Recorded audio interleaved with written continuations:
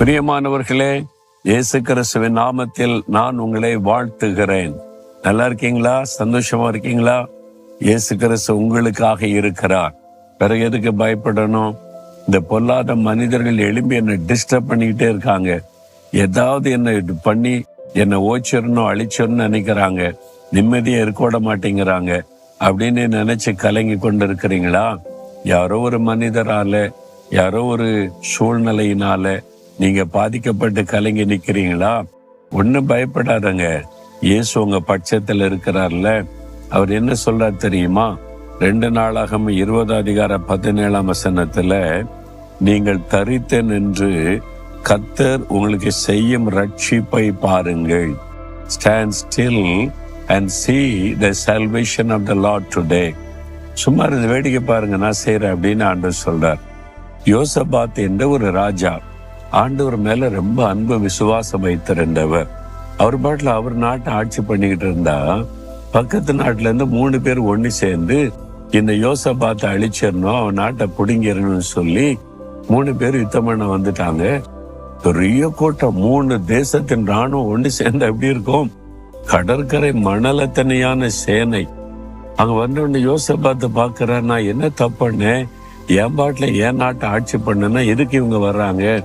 அதான் பொல்லாத மனிதர்கள், நம்ம மேல பொறாம கொண்டவங்க, ஆசை கொண்டவங்க, நம்ம பொருளை சுதந்திரிக்க திருட நினைக்கிறவங்க. என்ன பண்றது? யோசபாத்தை தன் மக்களை காப்பாற்றணும்ல. ஆனா அந்த யுத்தம் பண்ணி ஜெயிக்க முடியாது. அவங்க எதிராளி அவ்வளவு பெரிய சேனை. அதனால உபவாசம் பண்ணி கர்த்தர்கிட்ட ஜெபிக்கிறார். எல்லாரும் வாங்க நம்ம எல்லாம் சேர்ந்து ஜெபிக்கலாம்னு சொல்லி சேர்ந்து ஜெபிக்கிறாங்களா? கர்த்தர் ஒரு தீர்க்கதரிசி மூலமா பதில் கொடுத்தார். என்ன சொல்றார்? பயப்படாத, கலங்காத, சும்மா நின்று வேடிக்கை பாரு, நான் யுத்தம் பண்றேன் அப்படின்னு ஆண்டவர் சொன்னார். அதே மாதிரி ஆண்டவர் யுத்தம் பண்ணினார். என்ன பண்ணார் தெரியுமா? ஒருவருக்கு ஒருவர் பட்டயத்தை ஒருவருக்கு ஒருவருமா திருப்பினார். 3 பேரும் ஒருத்தருக்கு ஒருத்தர் அடிச்சுக்கிட்டு அவங்களுக்குள்ள என்ன குழப்பம் வந்தது தெரியல, அடிச்சுக்கிட்டு செத்து ஓடிய போயிட்டாங்க. யோசபாத்துக்கு ஒரு பிரச்சனையும் இல்லை. உங்களுக்கு விரோதமா எழும்புறவங்களையும் கர்த்தர் சிதறடித்து விடுவார். அவங்களே ஒருவருக்கு விரோதமாய் ஒருவர் எழும்புவாங்க, அவங்களே சண்டையிட்டு கொள்ளுவாங்க, சிதறி ஓடி போவாங்க. நீங்க பயப்படாம அமைதியா, பொறுமையா, சந்தோஷமா இருங்க. எதுக்கு பயப்படுறீங்க? ஆண்டவர் வாக்கு கொடுத்துட்டார்ல.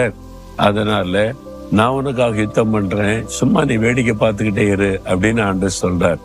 நீங்க சண்டைக்கு போகாதங்க, வாயினால ஏதாவது பேசாதங்க, எதுவும் செய்தராதங்க, பொறுமையா இருங்க, அமைதியா இருங்க. கர்த்தர் பார்த்து கொள்ளுவார். உங்களுக்கு ரட்சிப்பு வரும், உங்களுக்கு வெற்றி வரும். நீங்க எதை குறித்து பயப்படுறீங்களோ, நீங்க பயப்படுற மாதிரி நடக்காது. கர்த்தர் உங்களுக்கு ஜெயம் கொடுத்து உங்களை மகிழ பண்ணுவார். இப்ப விசுவாசத்தோட சொல்லுங்க, ஆண்டவரே, நான் தரித்து நின்று நீங்க எனக்காக யுத்தம் பண்ணுவதை, ரட்சிப்பை அருளுவதை நான் பார்ப்பேன். நான் விசுவாசிக்கிறேன், நான் அமைதியா இருக்கிறேன். நீங்க பார்த்து கொள்ளுங்க. நீங்க இந்த காரியத்துல மாற்றத்தை உண்டாக்குறீங்க, ஜெயம் தர்றீங்க. உங்களுக்கு ஸ்தோத்திரம், ஸ்தோத்திரம். இயேசு கிறிஸ்துவின் நாமத்தில் ஆமேன், ஆமேன்.